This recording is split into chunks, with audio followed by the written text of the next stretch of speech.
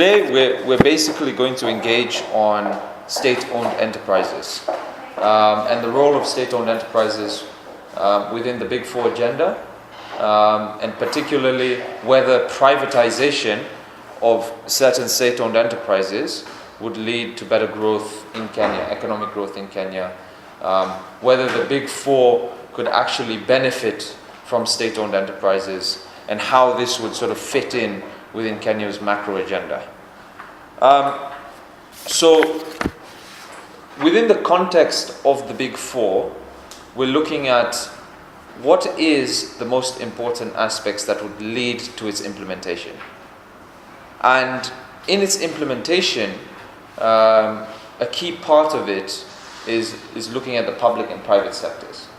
So one thing that we must look at is state-owned enterprises, which is sort of a jus milieu, an amalgamation of the two, of the public and private sectors combined. So what are state-owned enterprises? State-owned enterprises are basically state corporations. Well, in Kenya, they're very commonly referred to as state corporations.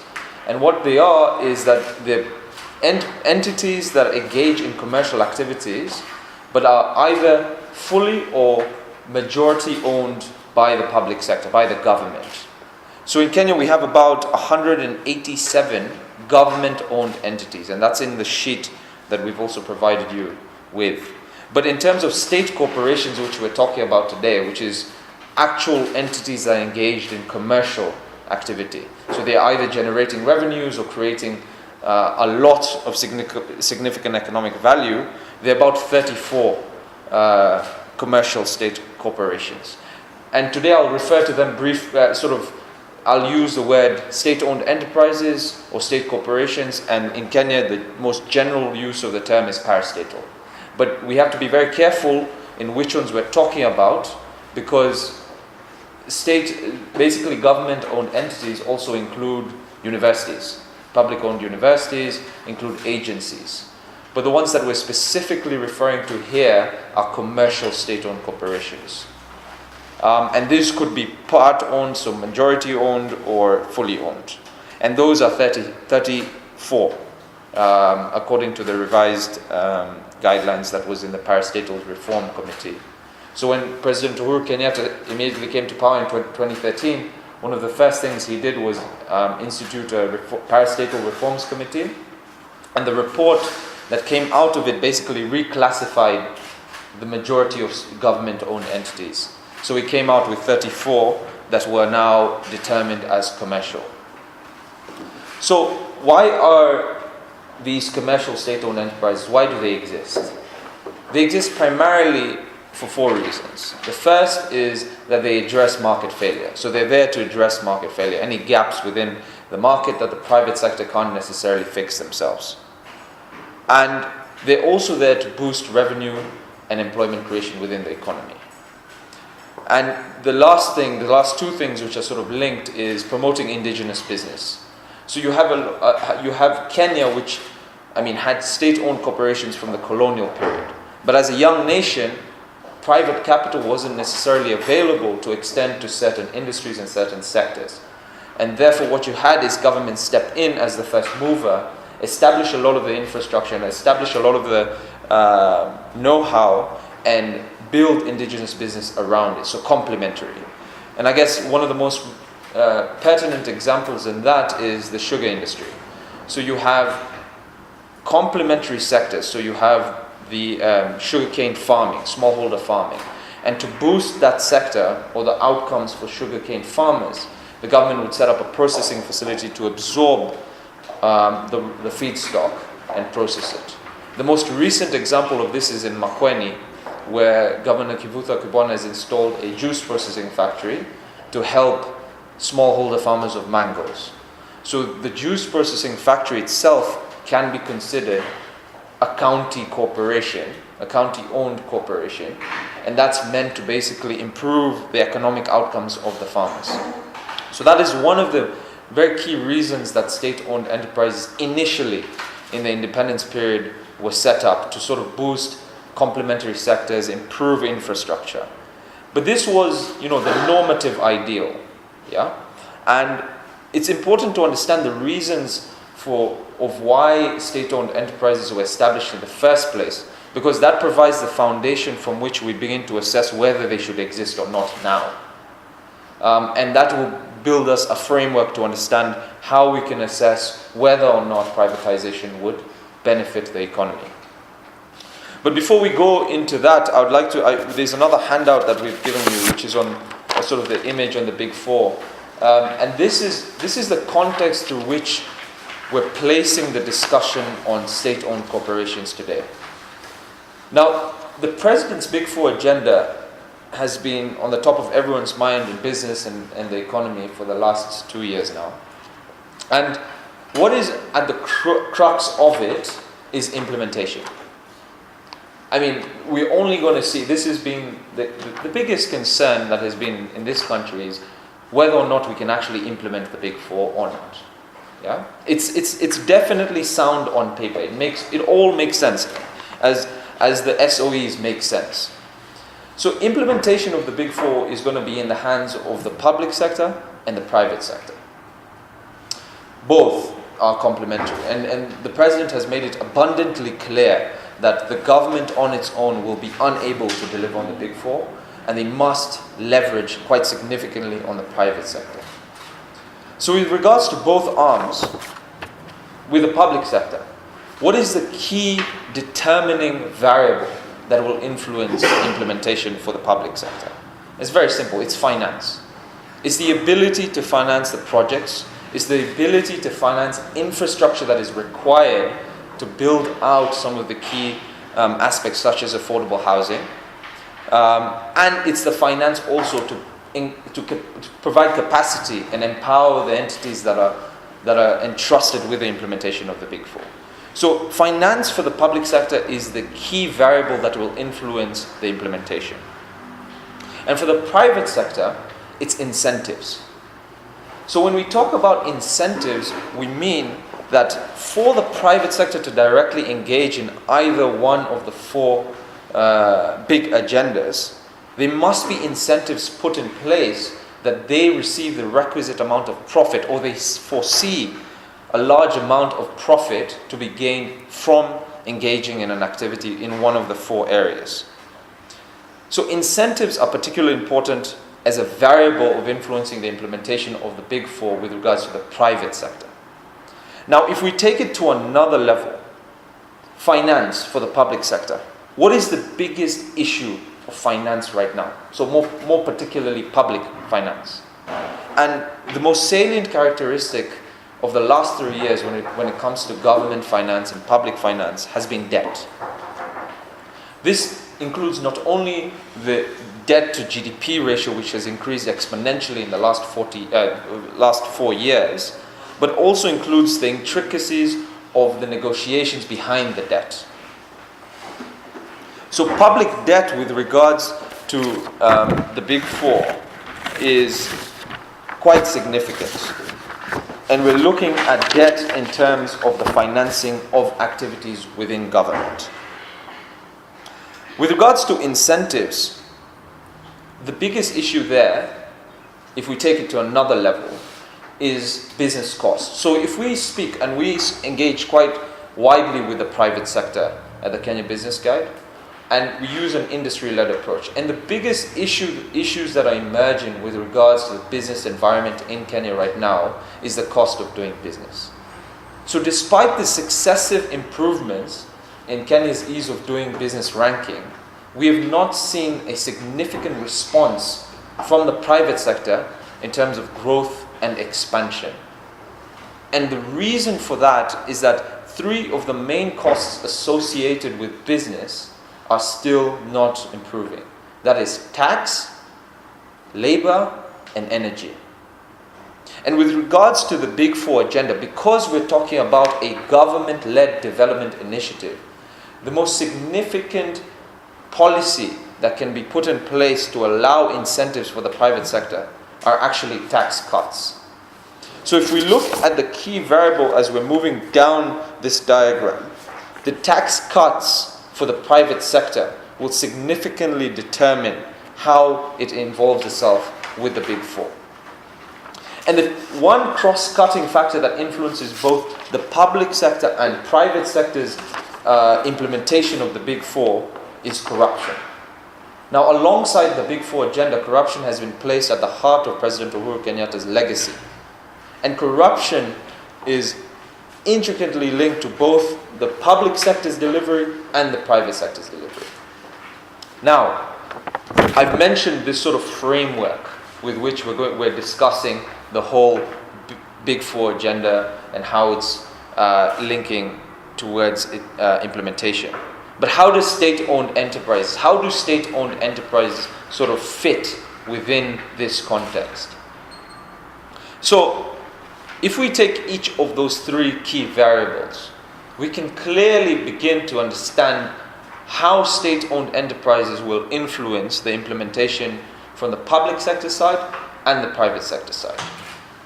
So firstly, if we go to public finance, the Economist Intelligence Unit and various other analytical and research organizations have consistently stated, and we also have consistently stated, that one of the biggest budget-related risks in Kenya is the financial demands of struggling parastatals.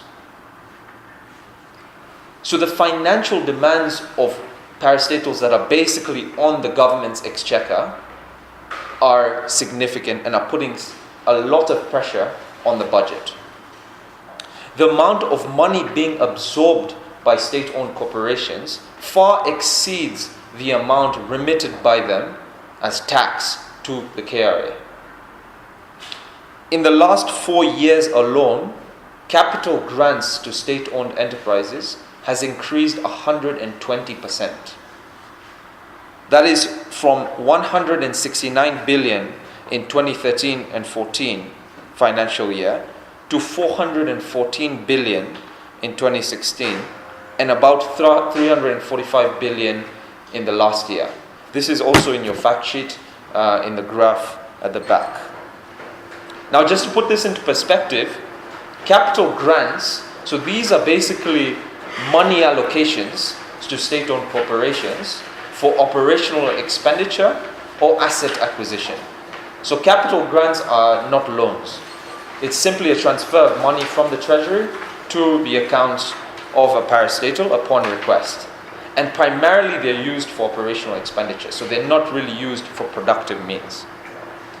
And to put it into perspective, the capital grants to state-owned enterprises has reached about 5 to 6% of GDP, of Kenya's annual GDP.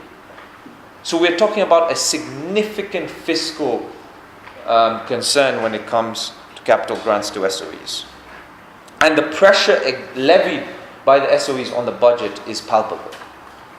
So this is what we talk about. So if we take that same framework that we're trying to understand with the Big Four, the public debt and the public finance aspects are being significantly pressured by capital grants to state-owned corporations. Now when it comes to tax cuts, so now we move to the private sector side. This follows on directly from the debt situation and the public finance. So to service the government's needs in finance, so either it's operational expenditure or development expenditure, financing the Big Four, financing state-owned corporations. There's two ways that they can do it. They can either borrow money from abroad or increase internal revenues. Internal revenues are primarily generated from tax. And borrowing, of course, is the accumulation of debt. Now, as you increase, if you look at Kenya's progression, the pressure to increase tax collection has increased exponentially in the last 5 years because of the accumulation of debt, but also because of the increasing needs of the budget. So if you look at the increase of capital grants to SOEs, that also is a proportional increase in the amount of tax that needs to be collected to service that. But what happens, or what has happened in Kenya, is that instead of increasing the tax base, so a significant increase in the tax base, there has been a squeeze of existing taxpayers. And a lot of the industry players, particularly in the manufacturing sector, are calling out a tax witch hunt on large taxpayers and increasing the rate at which they're paying tax. So squeezing the existing base to service the needs of the government. And when you look at the fiscal pressures that the government is facing, you can only see that tax and the increase in tax will be a significant threat to private sector development as we go forward. Because of the increasing needs from the government side. There is only so much that can be borrowed. Public debt particularly can be thought of with a metaphor of a hole in the ground and a mountain next to its side. The hole in the ground is the debt. So the debt will continue to increase, so the hole will continue to grow deeper. But if the mountain, which is what we call income, is growing at a larger rate than the hole is growing, the sand at the top of the mountain can be scooped to fill the hole of debt. But what happens with SOEs is that money that is used to fund their operational and expansion ambitions does not necessarily increase the size of the mountain because of the economic value or the mismanagement that is carried out with state-owned corporations. So we must look at whether the expenses in government and the capital grants are going to areas that are increasing resource efficiency and providing economic value that is able to fill that hole of public debt. And in the case of the private sector, the increasing accumulation of debt and capital grants and fiscal pressure that comes with it leads to tax increases that makes it more difficult for the business environment. So it's a whole cyclical approach to understanding how SOEs influence the implementation of the Big Four for both the public sector and the private sector. Now, the last thing I talked about was corruption. And corruption, of course, has been a vivid factor in Kenya's political economy. But particularly if we look at state-owned corporations, there has been controversies since independence on the management of state-owned corporations, or rather the mismanagement. And that has been a particular concern because mismanagement of SOEs basically means that any money transferred to SOEs or any bailouts given to SOEs are not used significantly to provide the net gain to the economy, where the money transferred to the SOEs is recovered and on top of that placed upon as sort of profits and returns to the government with increasing economic value to the country.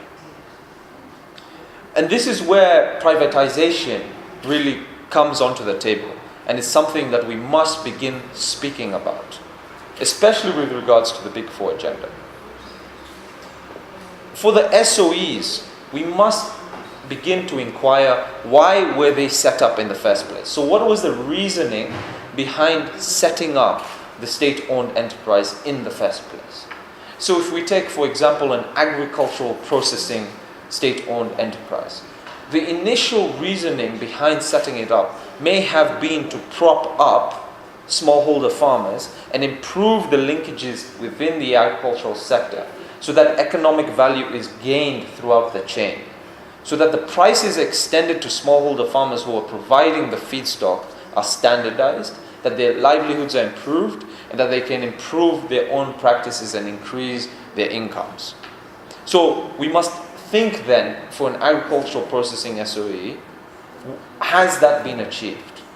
Is it being achieved? Or what is the current reasoning behind the existence of that state-owned corporation? And then the second big question that we must ask is that how much are they receiving from the exchequer? So from the treasury, how much are these institutions, these state-owned corporations, receiving from the exchequer? And how much are they remitting back through the KRA? Is there net loss or net gain? If it's a net loss, then we must begin to ask, why is it? Why is it that there is a net loss? And thus, the operations of the state-owned enterprise begin to come into play. Are the operations adding significant value to the economy? Or can they be replaced by a private sector driven entity? Now, privatization in that sense is basically giving up majority control. So if we privatize an entity, it could either mean doing full sort of privatization, which means that the entire entity is sold off to a private sector player, or it could mean selling a majority stake. In the case of Safaricom, for example, the government still retains a significant percentage of Safaricom, and Safaricom's dividends provide the government with a significant amount of revenue that goes straight to the treasury to finance activities. But key to assessing whether or not privatizing could alleviate any fiscal pressures facing the exchequer, and whether better management could create more economic value, and whether tax revenues would improve generally by privatizing it. So what we're trying to look at here is that with the fiscal pressures levied, if we privatize that entity, is it going to be managed to the state where taxes will improve? And therefore you're basically improving the fiscal pressures. Because what you've done there is you've not only removed the fiscal pressure of capital grants, but through improved management, you've increased another taxpayer. So the company then is able to pay more taxes to the KRA. And therefore your fiscal situation could potentially stabilize. And then with regards to the Big Four agenda, could the sale of this state-owned corporation and possible dividends received, so this could either be a full sale of the state-owned corporation where money received is directly put into a Big Four fund, or it's a part sale of the state-owned corporation where money is put into the Big Four fund and dividends are received on an annual basis from the effective management of that state-owned enterprise. Now, could that be a funding mechanism for the Big Four? Yeah, for the projects involved in the Big Four. And with that then, and this is particularly important, if you're alleviating fiscal pressures within government through either sales of state-owned corporations or restructuring of state-owned corporations, you're then providing space to enact tax incentives to the private sector. So it's a completely linked situation. Tax incentives are an imperative factor to improve the competitiveness and attractiveness of Kenya. But, and this is very crucial, to install or implement tax incentives, we must figure out how to improve the fiscal situation in government and alleviate some of the fiscal pressures currently levied on government. The only reason that we see a continuous increase in corporate tax and business tax is because the government needs to service its operational and development expenditure. But if there is a manner in which we can alleviate some of the fiscal pressures of the government, then tax incentives as a policy can become a reality. So tax incentives are directly linked to the current fiscal situation or the fiscal pressures that the government face. And let us make it very clear that tax incentives will be the biggest variable that will influence the participation of the private sector in the Big Four agenda. They must receive requisite amount of incentives, and particularly on tax. Now, this is why this whole conversation on privatizing state-owned corporations must go to the floor and must become common talk. Because privatizing the state-owned corporations, and this is not all of them, this must be done in a very pragmatic way. State-owned corporations provide, privatizing or restructuring state-owned corporations may provide a good solution to alleviating fiscal pressures in the government side and providing the space to allow private sector to increase. But state-owned corporations play a very critical role in employment creation throughout Kenya. So when we're assessing the role of state-owned corporations and whether we should also privatize or not, we must also look at the amount of employees that they currently have under their mandate. State-owned corporations are one of the largest employers in Kenya. And if we were to, let's say, privatize or give up some ownership of certain aspects, would that mean then retrenchment? And if retrenchment comes, we must also calculate the economic impact of retrenchment. Because in Kenya we live within a dependent economy and incomes move farther than the immediate family, retrenchment of individuals who are employed by government entities has a significant impact on the economy as a whole. Because the amount of consumption and consumer spending power significantly goes down. And we saw this in the 90s when we had the structural adjustment programs and there were significant retrenchments within ministries to sort of streamline the operational expenditure of government. And beyond that, how many state-owned enterprises are holding up a sector in terms of the entire value chain? There are significant state-owned enterprises in Kenya that provide the anchor for SMEs, for small enterprises, for smallholder farmers to feed directly into. So when we're assessing the state-owned corporation, the entire value chain could be a threat should it be privatized and restructured entirely. So when we're doing this, we must be very strategic in understanding where the policies must lie. But a fundamental principle is that without restructuring state-owned enterprises, we will not alleviate fiscal pressures in government. And therefore, we will not provide the space to enact policies such as tax incentives for the private sector. So we must understand the whole cycle within which the Big Four will be implemented and how state-owned enterprises actually feed into this.